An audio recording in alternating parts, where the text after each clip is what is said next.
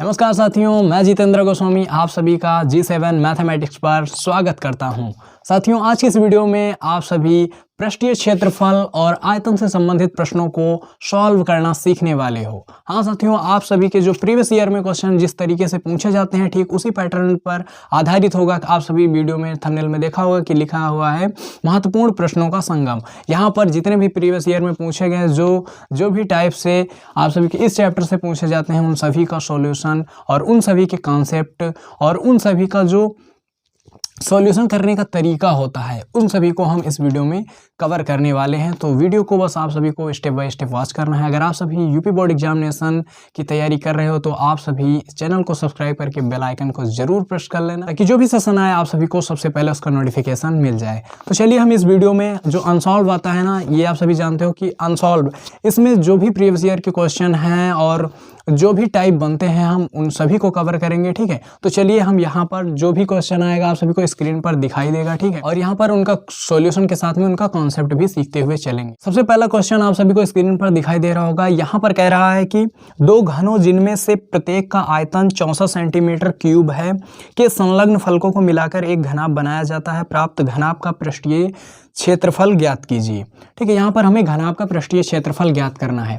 तो यहाँ पर हमें सबसे पहले दिया क्या गया है, हम यहाँ पर इसका सॉल्यूशन करते हैं। ठीक है, इसका सॉल्यूशन करेंगे। सॉल्यूशन में सबसे पहले आप सभी को जो भी चीज़ें क्वेश्चन में दी हैं उन सभी को चूज करके आप सभी को यहाँ पर लिखनी है क्या क्या चीज़ें दी गई हैं। तो यहाँ पर आप सभी को दिया गया है कि दो घनों का आयतन जिनमें से प्रत्येक का आयतन दिया गया है, यानी कि अलग अलग की बात कर रहा है। एक घन का आयतन 64 सेंटीमीटर क्यूब और जो दूसरा घन है उसका भी 64 सेंटीमीटर क्यूब आयतन है। जहाँ पर सेंटीमीटर क्यूब यानी कि जो भी इकाई या जो भी मात्रक होता है अगर उसकी पावर 3 होती है मतलब वो आयतन की बात करता है।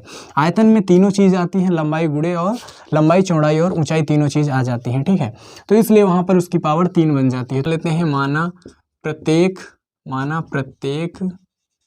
घन का आयतन क्या है, v है, क्योंकि सेम ही दिया गया है। ठीक है, तो यहाँ पर प्रत्येक घन का आयतन v है और v यहाँ पर दिया कितना गया है 64 सेंटीमीटर क्यूब। ठीक है, 64 सेंटीमीटर क्यूब। और आप सभी जानते हो घनों का आयतन क्या होता है, घन का आयतन होता है भुजा क्यूब। ठीक है, क्या होता है, भुजा की पावर 3, ये होता है हमारा घन का आयतन। ठीक है, तो घन का आयतन ये जाएगा उधर तो हो जाएगा भुजा, ये हो जाएगा अंडर क्यूब। ठीक है, यहाँ पर अंडर क्यूब आ गया सेंटीमीटर क्यूब। इसका जब आप सभी अंडर क्यूब करोगे तो कितना आ जाएगा 4 सेंटीमीटर। तो ये आ गई किस, ये भुजा। ठीक है, तो भुजा कितना आ गया, यहाँ पर 4 सेंटीमीटर आ गई आपकी भुजा। अब साथ में कह रहा है कि उनके संलग्न फलकों को जोड़ा जाता है। ठीक है, जैसे हमारे पास मान लेते हैं एक ये घन है। ठीक है, घन होता है वर्गाकार और घनाभ जो होता है वो आयताकार फलकों से मिलकर के बना होता है। देखिए, जो घन है वो वर्गाकार फलकों से मिलकर के बना होता है और जो घनाभ होता है वो आयताकार फलकों से बना होता है। ठीक है, तो आयताकार फलक बनाने हैं तो यहाँ पर दो, ये पहला घन है और दूसरा घन मान लेते हैं उतनी ही लंबाई उतनी ही भुजा वाला होगा, तो ये दूसरा घन हो गया। ठीक है, इनको जोड़ा जाता है तो ये इसकी 4 हैं सभी जो दी गई हैं। ठीक है, तो इसको हम मिटा देते हैं, नहीं तो यहाँ पर इसकी भुजाएं आप सभी कंफ्यूजन में आ जाएंगे। तो यहाँ पर ये 4 है, ये 4 है, ये 4 होगी, ये 4 होगी और ये 4। तो जब इनके संलग्न फलकों को जोड़ा जाता है तो 4 कितना हो जाएगा, ये हमारा 8 सेंटीमीटर। ठीक है, ये हो जाएगा हमारा 8 सेंटीमीटर। यानी कि क्या चीज़ केवल परिवर्तित होगी, यहाँ पर केवल उसकी लेंथ जो होगी वो परिवर्तित होगी, बाकी उसकी जो चौड़ाई होगी और ऊंचाई होगी वो सेम ही रहने वाली है। ठीक है, तो यहाँ पर हमें निकालना है क्या, घनाभ का पृष्ठीय क्षेत्रफल। ठीक है, इससे जो बनेगा इनके संलग्न फलकों को जोड़ने के बाद हमें क्या प्राप्त होगा, एक घनाभ प्राप्त होगा। किस तरीके से घनाभ बनता है, घनाभ कुछ इस तरीके से बनता है। यहाँ पर हम बना दे रहे हैं, यहाँ पर ऐसे। ठीक है, ये ऐसे बन जाएगा हमारा इस तरीके से, ऐसे ऐसे ऐसे और ऐसे। ठीक है, इस तरीके से कुछ हमारा घनाभ बन करके तैयार होगा और जो हमारा नया घनाभ प्राप्त हुआ है इसी घनाभ का हमें पृष्ठीय क्षेत्रफल पता करना है। तो पृष्ठीय क्षेत्रफल उससे पहले मान लेते हैं कि माना घनाभ की लंबाई क्या हो जाएगी L, चौड़ाई यानी कि ब्रेथ हो जाएगी B और इसकी ऊंचाई क्या हो जाएगी, और इसकी ऊंचाई हो जाएगी h। ठीक है, h सेंटीमीटर, यहाँ पर जो भी मात्रक दिया होगा उसके अकॉर्डिंग आप सभी को मानना है। तो ये इतनी सेंटीमीटर और ये l सेंटीमीटर, ये h सेंटीमीटर। तो यहाँ पर क्या चीज़ें परिवर्तित होगी, l बराबर हमारा हो जाएगा, केवल लेंथ चेंज होगी, ये हो जाएगा 8 सेंटीमीटर, और ये दोनों चीज़ें आपस में बराबर होंगी, इसकी चौड़ाई और ऊंचाई ये दोनों 4 सेंटीमीटर ही रहेंगी। तो घनाभ का पृष्ठीय क्षेत्रफल हम निकालना है। तो पृष्ठीय क्षेत्रफल क्या होता है, ये होता है 2LB BH और HL। ठीक है, सेंटीमीटर स्क्वायर हो जाएगा। तो यहाँ पर 2 ये हो जाएगा, L क्या है, LB, L और B का गुणा करना है, तो L और B निकाल लेते हैं। L हमारा है 8 और ये B और H दोनों बराबर हैं, तो यानी कि 8 चौके 32, 8 गुणे 4 बराबर 32। और हमें निकालना है BH, तो BH भी कर लेते हैं। BH क्या हो जाएगा हमारा, 4 चौके 16, और ऐसे हमारा HL भी क्या होगा, 8 चौके 32। ठीक है, H और L क्या होगा, 32। तो यहाँ पर रख देते हैं 32 और 16। ठीक है, 32 और यहाँ पर हो जाएगा हमारा 16 प्लस 32 सेंटीमीटर स्क्वायर। ठीक है, 2 यहाँ पर 32 और 32 64 में अगर हम जोड़ेंगे 16, तो ये हो जाएगा हमारा 80 सेंटीमीटर स्क्वायर, और यही हो जाएगा 8 दूनी 16 यानी 160 सेंटीमीटर स्क्वायर आंसर।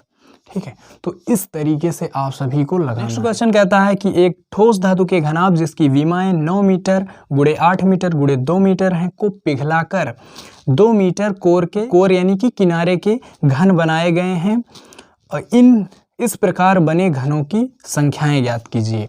ठीक है, तो जब भी पिघलाकर के बात करेगा तो जो भी धातु दी होगी उसका आयतन और जो भी हमें निर्माण करना है उन दोनों का आयतन आपस में बराबर हो जाएगा। ठीक है, तो यहाँ पर दिया गया है, विमाएं दी गई हैं 9 गुणे सेंटीमीटर, यानी कि इसको हम मान लेते हैं। सबसे पहला L बराबर है हमारा 9 सेंटीमीटर, B बराबर दिया गया है, यानी यहाँ पर मीटर है तो इसको हम मीटर में ही लिखेंगे, तो 8 मीटर, और H हमारा दिया गया है 2 मीटर। ठीक है, इनको पिघला करके, तो सबसे पहले ये क्या है, घनाभ। तो घनाभ का आयतन क्या होता है, घनाभ का आयतन होता है LBH। ठीक है, तो ये क्या हो जाएगा, 9 गुणे 8 गुणे 2। ठीक है, ये हो जाएगा मीटर क्यूब। 72 दूना हो जाएगा 144 सेंटीमीटर क्यूब, ये हो जाएगा V। इसको पिघला करके, ठीक है, एक हमारा जो ऐसे घनाभ बना हुआ है, ठीक है, इस घनाभ को हमें पिघला करके क्या बनाना है, हमें 2 मीटर कोर मतलब भुजा वाले, ठीक है, 2 मीटर भुजा वाले हमें बनाना है, यानी कि जो दिया गया है हमें भुजा घन का, ये है हमारा घनाभ। ठीक है, ये हमारा घनाभ का घन के यहाँ पर भुजा दिया गया है, वो 2 मीटर दिया गया है। 2 मीटर भुजा यानी कि कोर वाले हमें घन बनाने हैं। कितने घन बनाए जा सकते हैं, तो सबसे पहले आपको घन का आयतन निकालना होगा। ठीक है, तो घन का आयतन क्या होता है, घन का आयतन, घन का वॉल्यूम क्या हो जाएगा, घन का वॉल्यूम होता है A क्यूब। ठीक है, A क्यूब, तो ये हो जाएगा हमारा 2 की पावर 3, यानी कि 2 दूना 4 दूनी 8 सेंटीमीटर क्यूब। अब हमें संख्या निकालनी है, तो जो बड़ा वॉल्यूम होगा छोटे वाले वॉल्यूम से उसमें भाग दे देंगे तो हमें पता चल जाएगा कि कितने घन 2 सेंटीमीटर कोर वाले बनाए जा सकेंगे। ठीक है, तो घनों की संख्या हम निकाल लेंगे। ठीक है, घनों की संख्या क्या करेंगे हम, घनाभ का आयतन, ठीक है, क्या करेंगे, घनाभ का आयतन। ठीक है, घनाभ का आयतन बटे हो जाएगा घन का आयतन, घन का आयतन। तो घनाभ का आयतन आया है 144 और ये आया है 8, और 8 से भाग दे देंगे, 18 8 144 होता है, तो घनों की संख्या कितनी आ जाएगी हमारी, 18। ठीक है, 18 घन बन पाएंगे 2 सेंटीमीटर कोर वाले।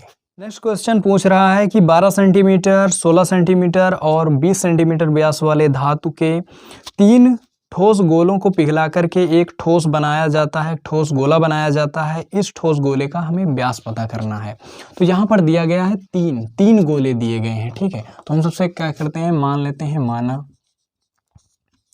पहला, ठीक है, माना पहले गोले की त्रिज्या, ठीक है, त्रिज्या क्या हो जाएगी R1, ठीक है, R1 हो जाएगी। और यहाँ पर R1 यानी कि व्यास दिया गया है तो हम व्यास का आधा करेंगे, 12 का अगर हम आधा कर देंगे तो हो जाएगा हमारा 6 सेंटीमीटर। ऐसे हम दूसरे का निकालेंगे, ठीक है, दूसरे का क्या हो जाएगा R2 हो जाएगा। तो R2 के लिए यहाँ पर दिया गया है 16 सेंटीमीटर व्यास, तो 16 का करेंगे आधा तो हो जाएगा 8 सेंटीमीटर। ऐसे हम तीसरे का करेंगे, ठीक है, तीसरे गोले का यानी कि R3, तो तीसरे की त्रिज्या R3 यहाँ पर दिया गया है 20, तो 20 का आधा करेंगे 10 सेंटीमीटर, ठीक है। आप सभी जानते हो कि R बराबर होता है D/2, यानी कि त्रिज्या अगर हमें निकालना है तो व्यास का आधा करना पड़ता है, ठीक है। तो इतना तो आप सभी कर ही सकते हो। 3 ठोस गोलों को पिघला करके बनाया जाता है। ऐसे 3 गोले हैं, ठीक है, 3 गोले हैं, ऐसे इन गोलों को पिघलाया जाता है तो एक इससे बड़ा गोला बनाया जाता है। तो इस बड़े गोले की हमें क्या निकालनी है, त्रिज्या, ठीक है। त्रिज्या निकालने के बाद हम इसका व्यास भी पता कर लेंगे, ठीक है। तो यानी कि जहाँ पर पिघलाया जाएगा, मैंने सबसे पहले बात की कि जहाँ पर पिघलाया जाएगा वहाँ पर हम इन सभी का आयतन लेंगे। पिघलाने के बाद जहाँ पर होगी वहाँ हम आयतन से बात करेंगे। तो सभी गोले का आयतन क्या होता है, गोले का आयतन यानी पहले गोले का आयतन हो जाएगा, ठीक है, पहले गोले का आयतन, ठीक है, पहले गोले का वॉल्यूम, ठीक है, यानी कि V1 + V2 कर सकते हैं। पहले गोले का आयतन, पहले गोले का आयतन यानी कि V1 प्लस हो जाएगा, ऐसे हम लिख देंगे दूसरे गोले का यानी कि V2, ये हो जाएगा V3 = एक बड़ा बना है तो इसको मान लेते हैं V। तो गोले का आयतन हो क्या जाएगा यहाँ पर R1 के लिए, ये हो जाएगा 4π/3 R1 का क्यूब प्लस 4π/3 R2 का क्यूब प्लस 4π/3 हो जाएगा R3 की पावर 3। और यहाँ पर गोले का और क्या आयतन होता है, अगर केवल त्रिज्या R मान लेते हैं तो उसका हो जाएगा हमारा 4π/3 R3, ठीक है। तो सभी जगह पर हो जाएगा 4π/3 कॉमन, ठीक है। यहाँ पर हो जाएगा 6 का घन प्लस 8 का घन और प्लस हो जाएगा 10 का घन, ठीक है। इन सभी का घन कर देंगे और 4π/3 R3, इससे ये हो जाएगा डिवाइड एक बार में, ठीक है।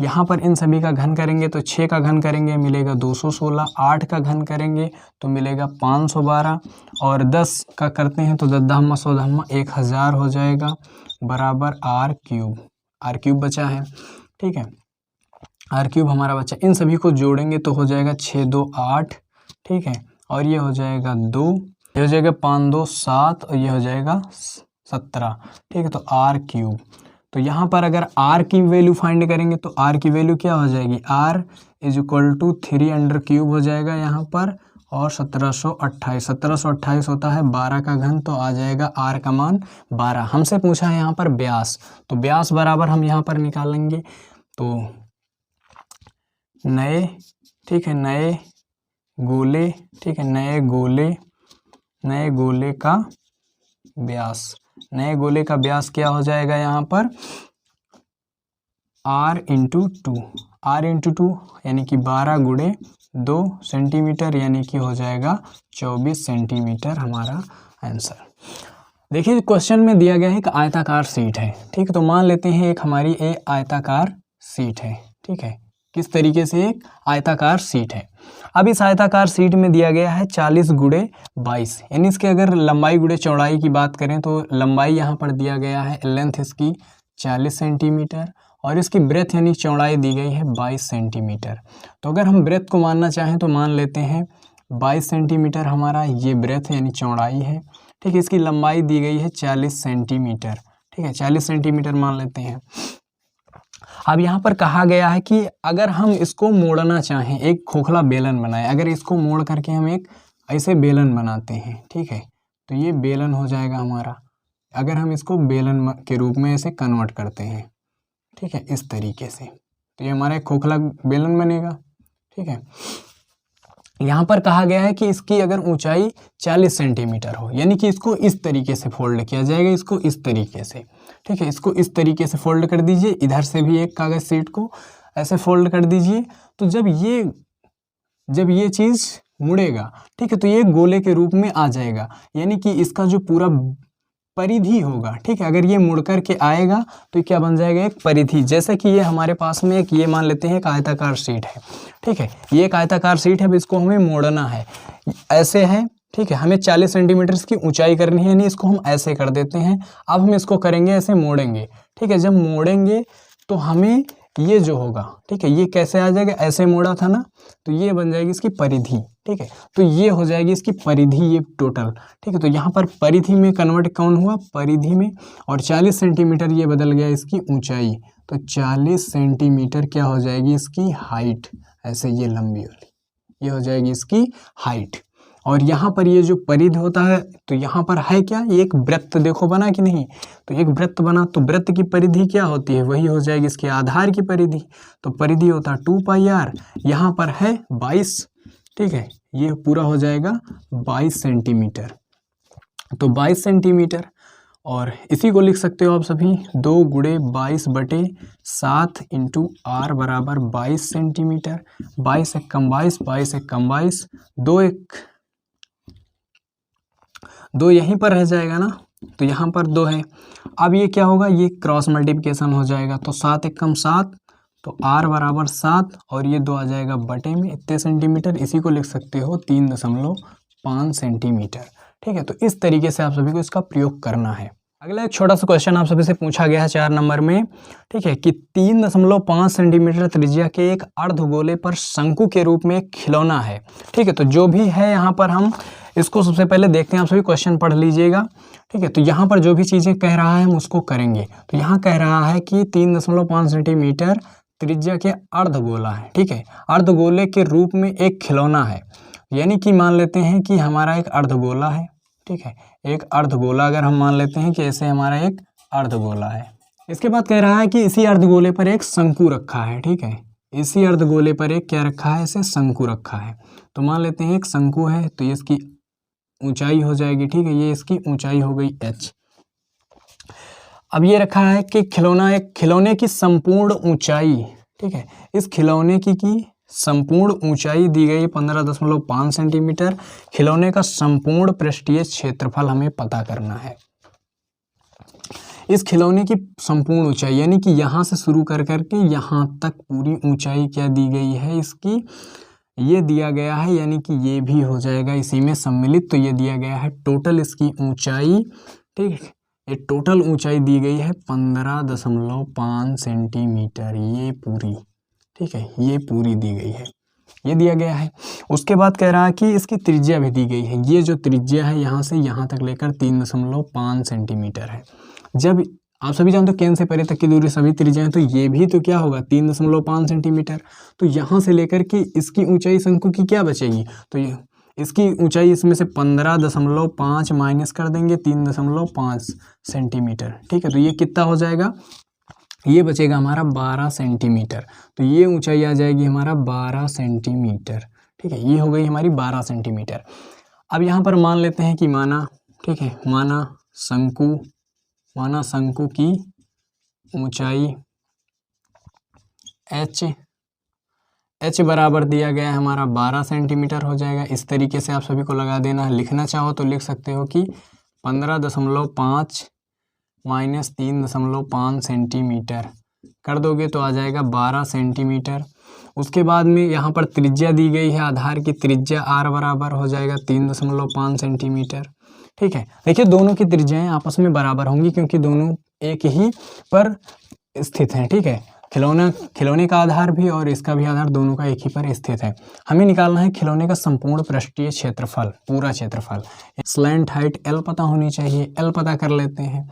L पता करने के लिए हम करते हैं L बराबर क्या होता है, स्लैंट हाइट बराबर √h का स्क्वायर प्लस r का स्क्वायर, ठीक है, तो यही हम कर लेते हैं। h का स्क्वायर हो जाएगा 12 का स्क्वायर और प्लस r का स्क्वायर दिया गया है 3.5, ठीक है, 3.5 का स्क्वायर, तो ये हो जाएगा 12 बराबर 144 प्लस हो जाएगा ये 12.25, 5 पंचे 25 और 4 3 12, शॉर्टकट में आप सभी से निकाल सकते हो। इसको अब जोड़ेंगे तो जोड़ने पर ये क्या आ जाएगा, ये आ जाएगा 0.25 और साथ में ये जोड़ेगा 6, ये जुड़ेगा 1, 5 और ये हो जाएगा 1। अगर इसका निकालोगे आप सभी, हो जाएगा हमारा 125 का वर्ग। ठीक है, 125 का वर्ग हो जाएगा तो हमारा जो L आ जाएगा इतना आ जाएगा। साथ में यहाँ पर दशमलव के बाद में ये लगा हुआ तो यहाँ पर हो जाएगा 12.5 सेंटीमीटर हमारा स्लैंट हाइट आएगा, यानी तिर्यक ऊंचाई। ठीक है, ये आ चुका। अब हम इसका ज्ञात कर सकते हैं ये, और इसका निकालने के लिए आप सभी जानते हो अर्ध। अब हम निकालेंगे खिलौने का, ठीक है, खिलौने का संपूर्ण क्षेत्रफल, पूरा क्षेत्रफल हम निकालेंगे। तो इसमें हमें निकालना चाहिए शंकु। ठीक है, शंकु का क्षेत्रफल, शंकु का क्षेत्रफल में जोड़ देंगे हम। क्या जोड़ेंगे? इस अर्धगोले का क्षेत्रफल हम जोड़ देंगे तो हमें मिल जाएगा खिलौने का संपूर्ण क्षेत्रफल। ये होता है हमारा पाई आर एल प्लस हो जाएगा, इसका जो हो जाएगा ये होगा 2 पाई आर स्क्वायर। ठीक है, तो यहाँ पर पाई आर कॉमन है तो पाई आर कॉमन ले लेंगे, एल प्लस 2 आर बचेगा। ठीक है, तो इसको निकाल लेंगे। तो यहाँ पर आर हमारा दिया गया 3.5 और ये है 22/7 पाई का मान होता है। आर की वैल्यू यहाँ पर दी गई 3.5, तो 3.5 लिखेंगे। अगर हम दशमलव को हटाते हैं तो बट्टे में आ जाएगा 10, ये हो जाएगा गुणे में। यहाँ पर हम रख देंगे एल की वैल्यू है 12.5 और 2r यानी 35 दूना 7 यानी कि 19.5। ठीक है, तो यहाँ पर हम रख देंगे टोटल 19.5। इसको करने के बाद 7 25 35 हो गया, 2 11 और 5 अगर 5 से करना चाहो तो 5 कट जाएगा ये। अब इसको हम करेंगे 11 बार। ठीक है, 11 यहाँ पर बचा हमारा 11 गुणे 19.5। ठीक है, 11 से कर दीजिए इसको तो ये हो जाएगा 5। ठीक है, एक के बाद दशमलव है, उसके बाद में इसका गुणा करेंगे तो 9 5 14 हो जाएगा। 1 9 1 10 1 11 1 1 2 214 सेंटीमीटर स्क्वायर आ जाएगा हमारा खिलौने का संपूर्ण क्षेत्रफल। ठीक है, इस तरीके से आप सभी को लगाना। करना क्या, सबसे पहले यहाँ पर हमने किया, एक जो भी कह रहा है कि एक अर्धगोला है, अर्धगोले के ऊपर हमारा एक शंकु है, उन मिलाकर के दोनों पूरा एक खिलौना बन जाता है। ठीक है, जैसे आप सभी घुंघरू टाइप के कुछ देखेंगे जो बच्चे खिलौने बजाते रहते हैं, उस तरीके से। तो ये बन गया हमारा। और यहाँ पर संपूर्ण ऊंचाई दी गई है 15.5, तो हम जानते हैं कि इसकी त्रिज्या भी दी गई है 3.5। तो यहाँ से यहाँ तक की जो दूरी होगी वही यहाँ से यहाँ तक की होगी। ठीक है, क्योंकि आप सभी जानते हो सभी जो वृत्त की त्रिज्याएं होती हैं वो आपस में बराबर होती है, तो इसमें भी सभी बराबर हो जाएंगी मान लेते हैं। ठीक है, अब यहाँ पर अगर हम 15.5 पूरे में से अगर हम 3.5 घटाएंगे तो यहाँ से यहाँ तक की दूरी 12 सेंटीमीटर बचेगा, ये पता हो जाएगा। उसके बाद हम इसका और इसका सहारा लेकर के हम एल फाइंड कर लेंगे। एल फाइंड करने के बाद हम इसका पाई आर एल होता है शंकु का क्षेत्रफल। ठीक है, और इसका जो क्षेत्रफल हो जाएगा यानी कि अर्धगोले का क्षेत्रफल 2 पाई आर स्क्वायर।